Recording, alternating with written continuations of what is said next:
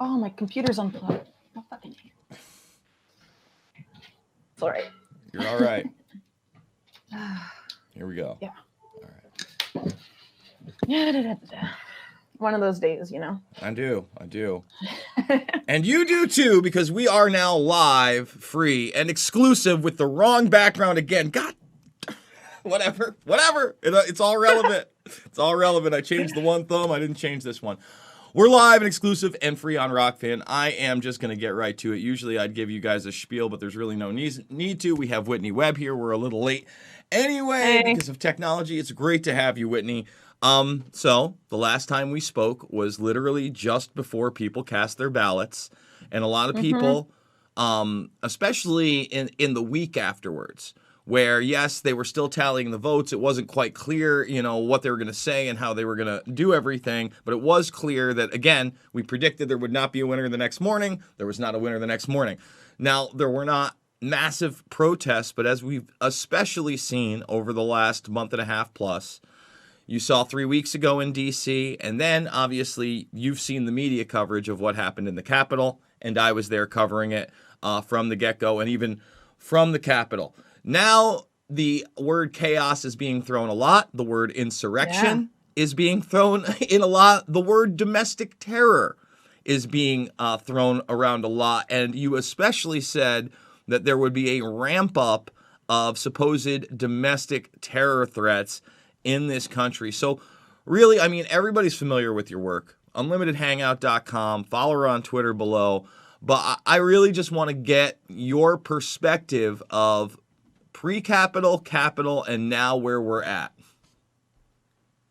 All right. Well, that's a good chunk of time you want to go over. Well, we'll break it up, but you know what I'm saying.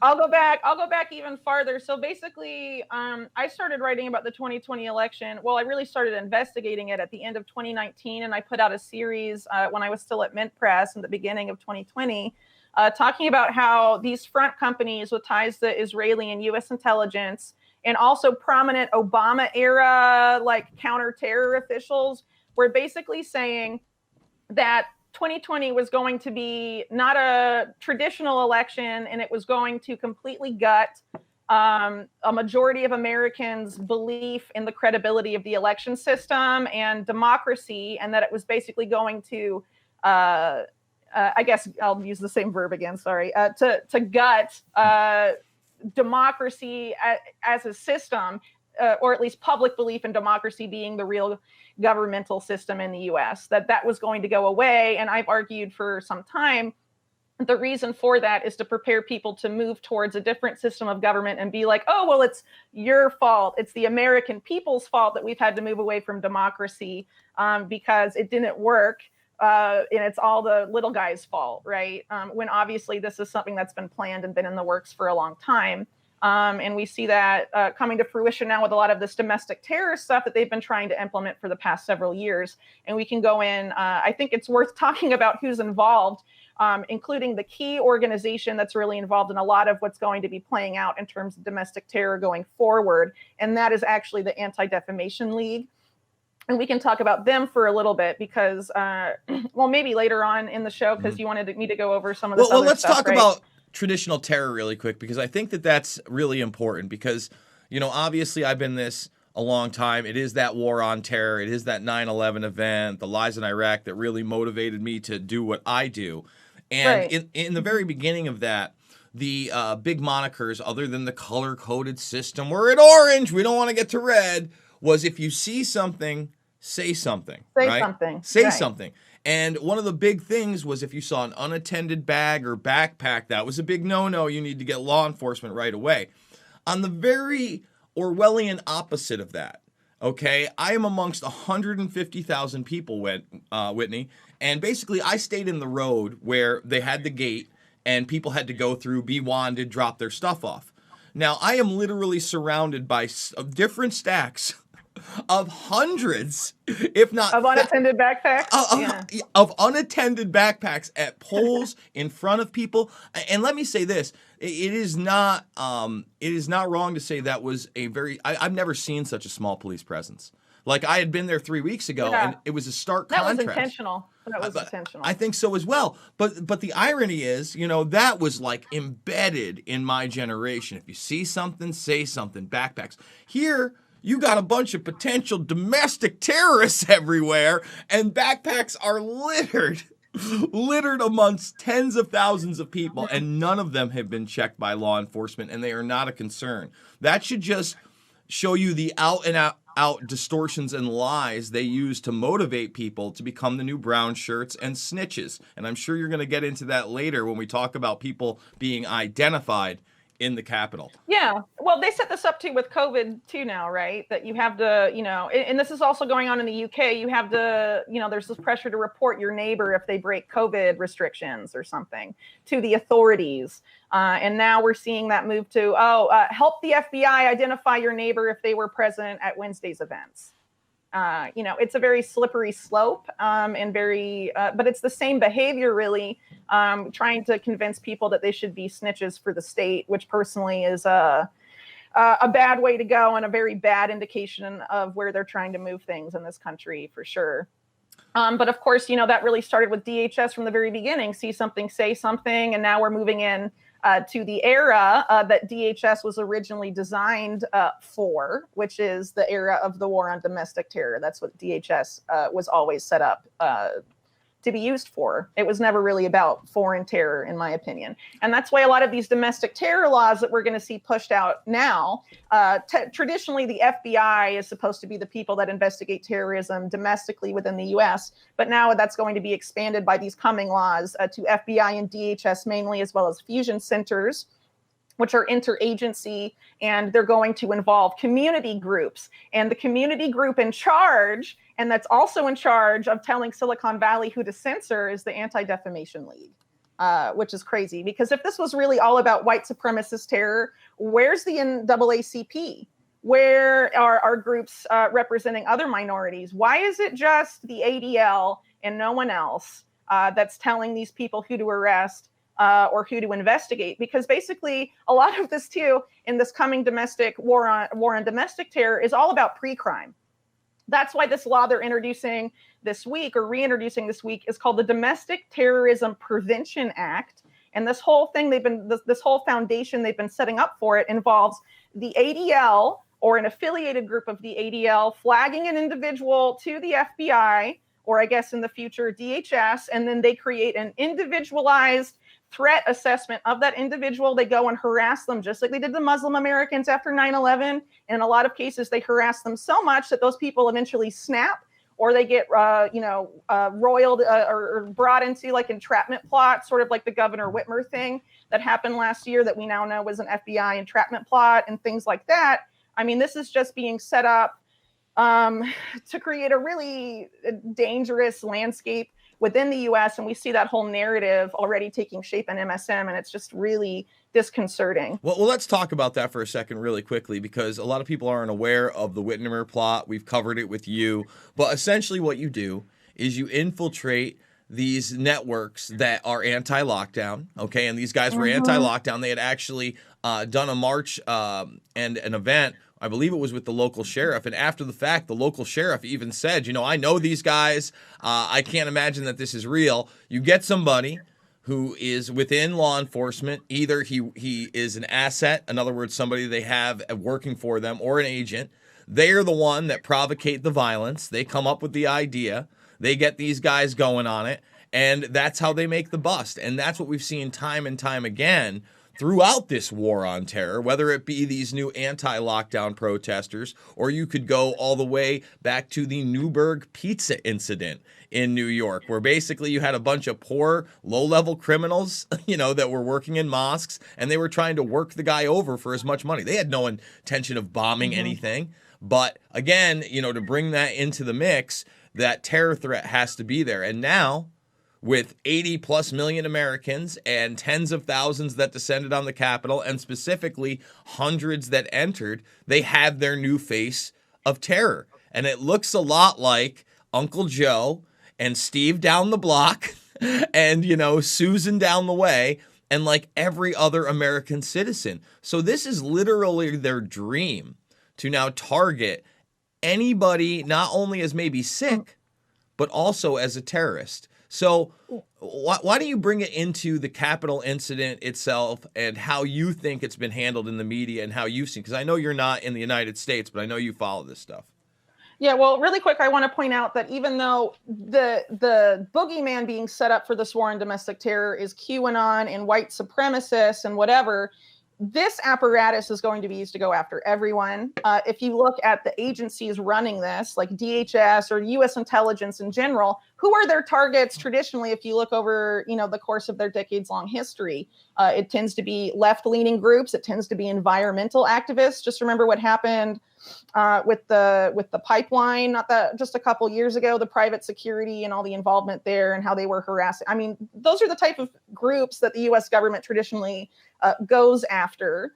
So really what has been set up too, especially now that we have Antifa and all these laws Trump passed last year, supposedly targeting BLM protests and Antifa, whatever, being used against the people, his supporters on Capitol Hill recently. Now they're going to face way larger sentences than they would have if Trump had not issued that executive order last September. I mean, this clearly shows you both parties have been setting up this foundation and that they are going to use this domestic terror framework to go after people on the left and the right. And so any progressive supporting this stuff and being like willingly labeling these people terrorists and not even thinking about what that means and where we're going when we start pointing the finger and saying you're either with us or the terrorists. I mean, if you're a progressive saying that, look in the fucking mirror. You're George W. Bush right now. Exactly. That's who you've become. And you know what? I'm so glad you made that point, because from the inception of this, one of my biggest issues with anybody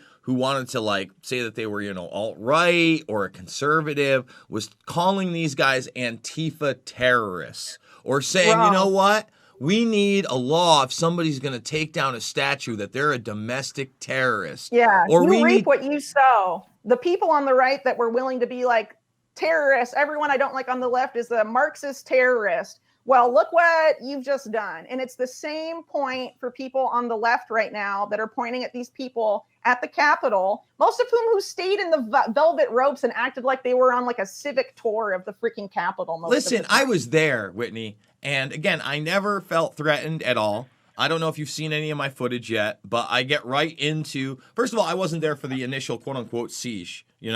I came up. Well, they let people in through the security fence and also a door in the Capitol. So you want to call that shit a siege? Well, that's my point. So out of control. All right, the War of 1812, Pearl Harbor. Senators have compared what happened on Wednesday to Pearl Harbor and the War on 1812. I mean, these people are high. They're more than high.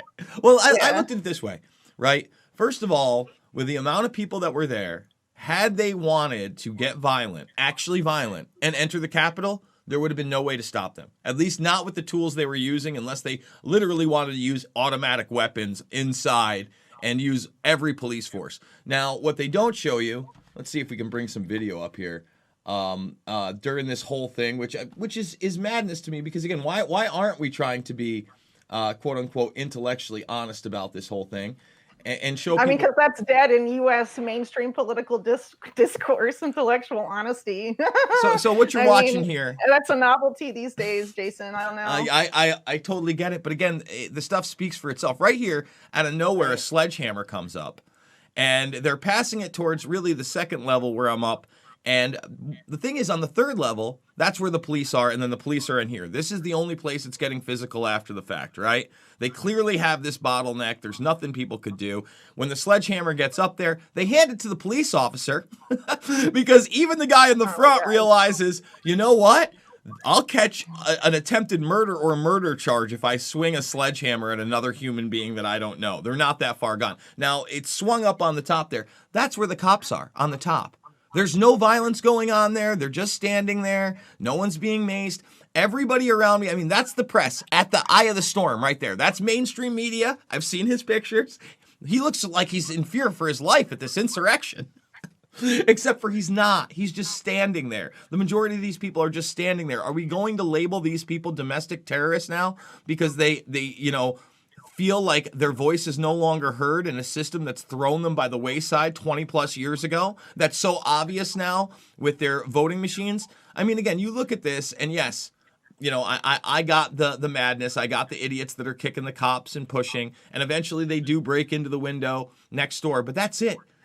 People weren't going for people's throats. People weren't demanding, "Where are my senators? Let's bring them out to the gallows." That's all fiction. That's all a narrative that's been posted by the mainstream media.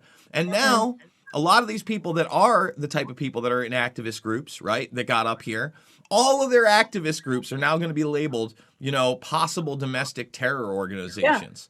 Yeah. And that is a big reality. And just like you said, you can't have it both ways. There are laws. Can I bring up a point here too, really quick? Sure. What has happened after on Wednesday and after has essentially made it impossible for any political movement in the U.S. From now on to ever do anything like a sit-in a federally owned building ever again. That is now domestic terrorism based on this narrative we've been set up. Keep in mind that type of protest, civil disobedience, sit-ins, were critical to things like the civil rights movement and actual things that resulted in change. And now, because of what has happened here on Wednesday in the narrative, any sort of trespassing on federal property is now being treated by mainstream media and also the government as a domestic terrorist type of offense. So if you have people that want to go sit in, for example, in the future at like Mitch McConnell's office, I'm talking about like progressive groups too, just so these people on the other side get how this can be used against them. You can be charged with trespassing and domestic terrorism based on how the aftermath of Wednesday's events is playing out. And that is insane. After they use you guys to destabilize what's left of the country, it will be used against you. It will be. It's not they can. It will be. And again, this is why it was so dangerous. This is why when Tucker Carlson said, "We need to frog march these people out and say they're domestic," I'm like, no, Tucker. I know. Whitney. Hey, Tucker Carlson's dad used to run the U.S. Information Agency and U.S. propaganda, right? Tucker Carlson also used to call Iraqis primitive savages during the Iraq war and all this stuff. I mean, maybe he makes some good points occasionally. Trust that dude, grain of salt with anything that dude says or anyone he has on. Might as well point that out. I agree. I mean, he attacked loose change like a month ago, probably a little bit more than a month ago now.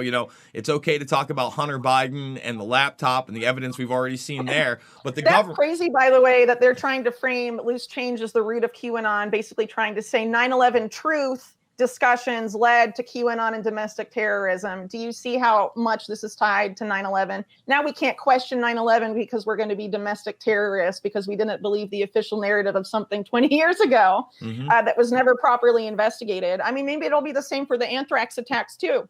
I mean, who really knows at this point? But that is like so ludicrous, and people don't understand how dangerous that is. The root of QAnon is intelligence, military intelligence, most likely. And it's a psyop straight out of the Cass Sunstein playbook. So, Thank you. For them to say it's 9/11 truth is like, so, I mean, clearly that's intended to have a chilling effect of people talking about 9/11 truth anymore. And the real history of the setup to what we're seeing now and the history of U.S. foreign policy and also domestic policy in a lot of ways of the last 20 years. We can't have a real discussion about 9/11 anymore. It's being criminalized when more evidence than ever has come out about 9/11. You have, the lawyers committees and architects and engineers for 9/11 truth and studies showing stuff about Building 7. And now they're going to criminalize discussion of that as, that led to QAnon. So we can't talk about that because it might lead to something just as bad as QAnon domestic terror. And what boggles my mind on that is I knew that narrative was coming probably a year ago. It was about 10 months ago, right before all this, right before COVID 1984 hit, because John McDermott was writing that piece. It was for Wired at first, and then it went to Esquire. And I told him I would do it, but he had to let me tape our interviews. And I promised not to put those out if he came on my show. And he did. And at the end of the day, he had to admit that Dylan, myself, and Corey did not create QAnon and are absolutely not, by the way, not responsible for it, despite the headline. I mean, that's just so wild. But the thing is, now the mainstream just doesn't care, and they just don't want to engage me, or they don't want to engage Dylan anymore. And Inside Edition did a whole video piece on the same exact thing, totally smearing us, basically saying we're the problem. Vice recently is pushing that narrative, and you're so right that they don't want you questioning 9/11, because that is the thing that if somebody just spends an hour looking into just various aspects and going, wait a minute, I never heard that. You got to realize now that is, to the point where these millennials really have no idea.